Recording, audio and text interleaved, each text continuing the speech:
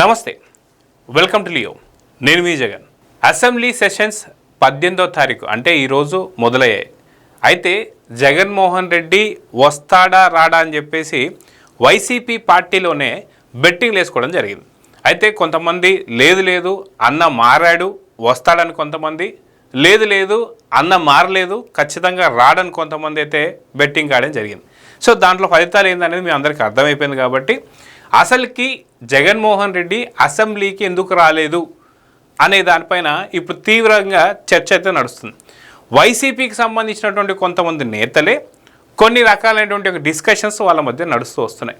అయితే ఏంటి ఆ కారణాలు అనేది అనుకుంటే చాలామంది అనుకునేది ఏంటంటే RRR గారిని చూస్తే జగన్మోహన్ రెడ్డి గారు భయపడతారు కాబట్టి, సో RRR గారిని ఫేస్ చేయలేక ఇక్కడ జగన్మోహన్ రెడ్డి గారు అసెంబ్లీకి రాలేదని చెప్పి కొంతమంది మాట్లాడుతున్నారు.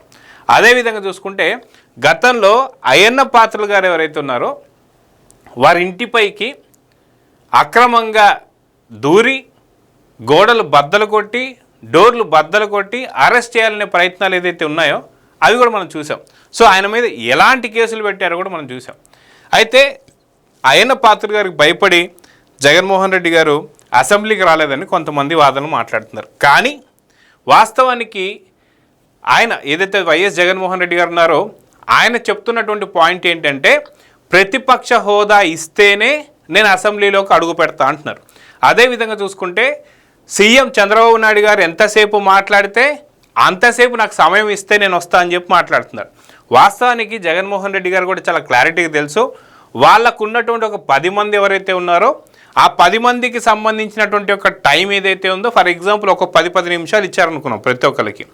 ఈ 10 మంది ఎలానో ఇప్పటిదాకా ఎవరన్నా మాట్లాడడం చూసారా? ఈయన మాట్లాడడం కానీ వీరు మాట్లాడడం కానీ ఎవరన్నా మాట్లాడడం చూసారా? ఎవ్వరు కూడా బయటికి బహిరంగంగా సాక్షి ఛానల్లోనే చూపించండి. సాక్షి ఛానల్లో కానీ సాక్షి పత్రికలో కానీ వీరెవరైనా ఎప్పుడైనా సరే మాట్లాడడం మీరు చూసారా? లేదు కదా. సో వీరందరి సమయాన్ని కూడా తీసుకొని నిజంగా ఎక్కువసేపే మాట్లాడచ్చు. లేదు నిజంగా జగన్మోహన్ రెడ్డి గారు చెప్పే మాటలు చాలా సవ్యంగా వినయంగా అన్నీ ఉంటే ఖచ్చితంగా అక్కడ ఉన్నటువంటి ఒక RRR గారు కావచ్చు, అదేవిధంగా అయ్యన్న పాత్రులు గారు కావచ్చు, అధ్యక్ష నాకు ఇంకొంచెం సమయం ఇవ్వండి అంటే మనకు ఖచ్చితంగా వాళ్ళు ఇస్తారు. ఎందుకంటే మానవతా దృక్పథంతో అన్నా సరే ఖచ్చితంగా జగన్మోహన్ రెడ్డి గారికి ఇచ్చే అవకాశాలు చాలా ఎక్కువ ఉన్నాయి. అయినా సరే జగన్మోహన్ రెడ్డి గారు వీరందరి టైమింగ్ తీసుకుని, అంటే మిగతా 10 మంది టైమింగ్ వాళ్ళ టైమింగ్తో పాటు ఏదైతే జగన్మోహన్ రెడ్డి గారి టైమింగ్ 11 ఎమ్మెల్యే అయినా పులివెందల ఎమ్మెల్యే అయినటువంటి ఒక జగన్మోహన్ రెడ్డి గారు కూడా టైం కలుపుకొని ఆయన దాంట్లో ఎక్కువసేపు మాట్లాడవచ్చు. కానీ ఇది కూడా కాదు సమస్య అని చెప్పి అందరికీ అర్థమైపోయింది. అయితే ఎందుకని జగన్మోహన్ రెడ్డి గారు అసెంబ్లీకి రావట్లేదు అంటే మనకు దానికి కొన్ని కారణాలు ఉన్నాయి. ఇప్పటికే అసెంబ్లీకి ఎగ్గొట్టి 32 రోజులు అవుతున్నాయి. అదేవిధంగా చూసుకుంటే మొన్న RRR గారు కావచ్చు, అయ్యన్న పాత్రులు గారు కావచ్చు ఏమన్నారు? దాదాపు 60 రోజులు దాటితే అనర్హత వేటు తప్పదు, వాళ్ళకి బై ఎలక్షన్స్ ఏవైతే ఉన్నాయో ఆ బై ఎలక్షన్స్ కూడా జరిగే అవకాశాలు ఉన్నాయని చెప్పి చాలా స్పష్టంగా చాలా చక్కగా చెప్పారు. అయితే ఈ 60 రోజుల్లో 32 రోజులు అయిపోయాయి. అంటే ఇంకెంత బ్యాలెన్స్ ఉంది? 28 రోజులు బ్యాలెన్స్ ఉంది. ఈ 28 రోజులు ఈ అసెంబ్లీ సెషన్స్ ఎన్ని రోజులు జరుగుతాయో అన్ని రోజులు కూడా కలుపుకుంటే నిజంగా ఈ మిగతా 10 మంది అంటే జగన్మోహన్ రెడ్డి గారితో కలుపుకొని 10 మంది ఎమ్మెల్యేలు ఎవరైతే ఉన్నారో వాళ్ళకి ఎట్లాంటి అనారోగ్యకు సంబంధించిన సమస్యలు లేవు, ఎటువంటి ఇబ్బందులు లేవు, కనీసం వాటికి సంబంధించి పిటిషన్లు కూడా వేసుకోలేదు. కాబట్టి ఖచ్చితంగా రానున్న 28 అసెంబ్లీ రోజులు ఏవైతే ఉంటాయో వాటికి హాజరు కాకపోతే మటుకు ఖచ్చితంగా బై ఎలక్షన్స్ రాబోతున్నాయని చెప్పేసి అయితే అర్థమవుతుంది. అయితే దీనిపైనే జగన్మోహన్ రెడ్డి గారు ఏమన్నారు? లేదు మాకు ఇలా అసలుకి మేము కోర్టులో హైకోర్టులో మేము పిటిషన్ వేసాం, ఫస్ట్ దానికి ముందు దానికి సమాధానం చెప్పండి అని చెప్పి అంటున్నారు.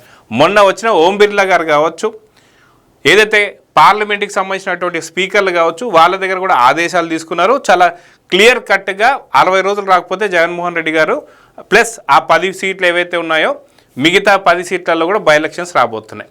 అయితే మెయిన్గా ఇప్పటిదాకా 32 రోజులు ఎందుకు హాజరు కాలేదని తీసి ఒక పక్కన పెడితే జగన్మోహన్ రెడ్డి గారి కన్నా బొత్స సత్యనారాయణ గారు కౌన్సిల్లో ప్రతిపక్ష నేతగా ఉన్నారు. ఆయనకు అర్హత ఉంది.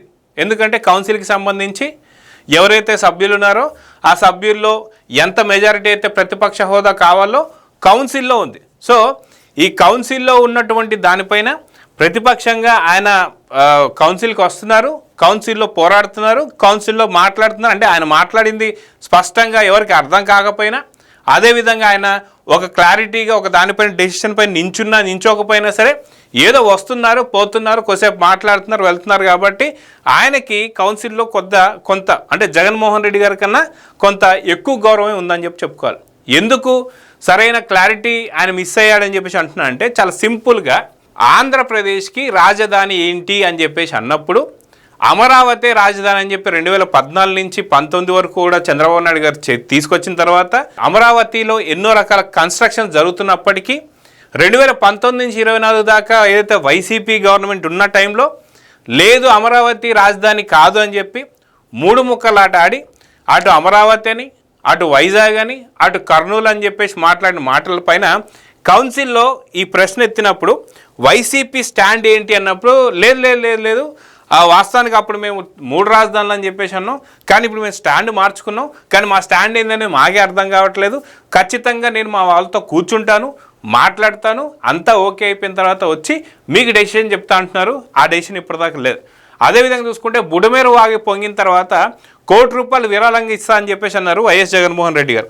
కానీ ఇప్పటిదాకా ఆ డబ్బులు కూడా కౌన్సిల్తో కూర్చొని వాళ్ళు మాట్లాడతానన్నారు, కానీ మాట్లాడి ఇప్పటిదాకా ₹1 కోటి పక్కకి ఏదైతే బుడమేరు వాగుకు సంబంధించిన బాధితులకు ఇస్తా అన్నారు అది ఇప్పటిదాకా ఇచ్చింది లేదు.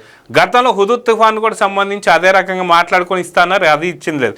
అంటే వీళ్ళు మాట్లాడుకుంటున్నారా లేదా అనేది చాలా క్లారిటీగా అర్థమైంది. అంటే వాళ్ళకు ఉన్నటువంటి అయితే ఇప్పుడు వాస్తవం చెప్పాలంటే బొత్స సత్యనారాయణ గారి గురించి ఎవరైతే సీనియర్లు, అదేవిధంగా కొంతమంది జర్నలిస్టులు కావచ్చు, లేదా గత ఆంధ్రప్రదేశ్కి సంబంధించినటువంటి ఉమ్మడి ఆంధ్రప్రదేశ్ ఉన్నప్పుడు కూడా రాజకీయాల గురించి ఏమాత్రం అవగాహన ఉన్నటువంటి వాళ్ళందరికీ కూడా బొత్స సత్యనారాయణ గారు ఎవరు అంటే కూడా ఖచ్చితంగా మనకు క్లారిటీ వచ్చేస్తుంది.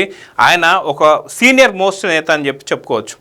రాజశేఖర రెడ్డి గారికి చాలా సన్నిహితంగా ఉండేటువంటి వ్యక్తి. వాస్తవం చెప్పాలంటే ఒకానొక టైంలో బొత్స సత్యనారాయణ గారు సీఎం పొజిషన్ అని కూడా అనుకున్నారు. ఆయన అంత పెద్ద నేత.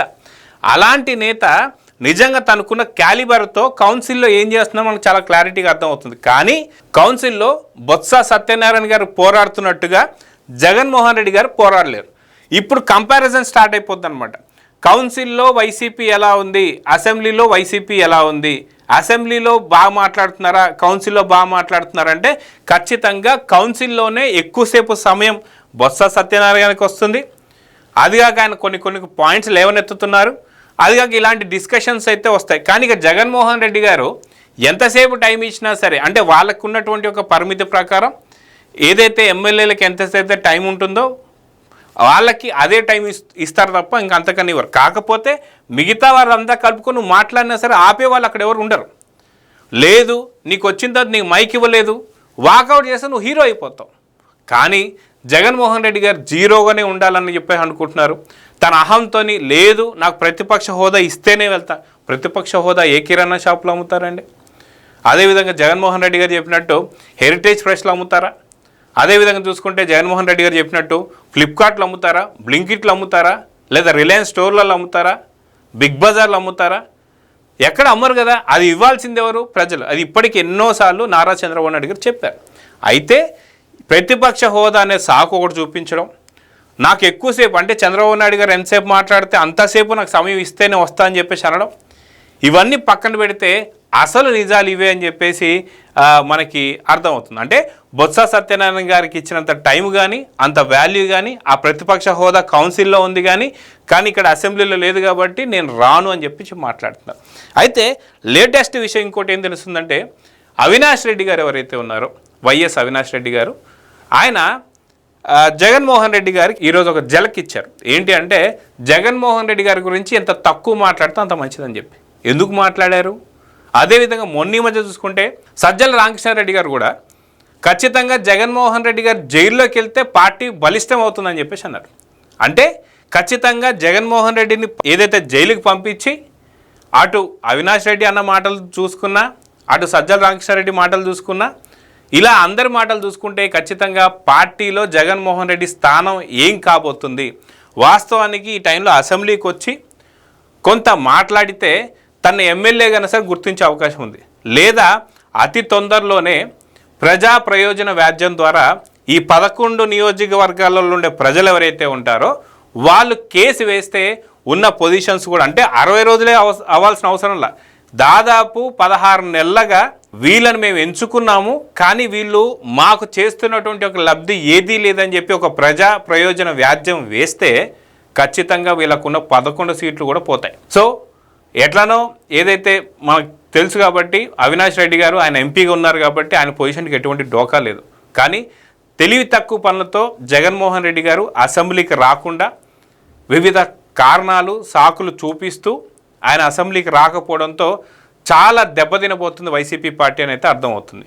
సో చూద్దాం, మొత్తానికి అసెంబ్లీకి రానటువంటి ఒక జగన్మోహన్ రెడ్డికి అటు అవినాష్ రెడ్డి పంచులు కావచ్చు, ఇటు సజ్జల రామకృష్ణారెడ్డి వెన్నుపోటులు కావచ్చు, లేదా మిగతా ఎవరైతే ఉన్నారో వాళ్ళందరూ కూడా ఏం చేయబోతున్నారు, జగన్మోహన్ రెడ్డి ఏం కాబోతున్నాడో అతి తొందరలోనే చూద్దాం. మరి నమస్తే.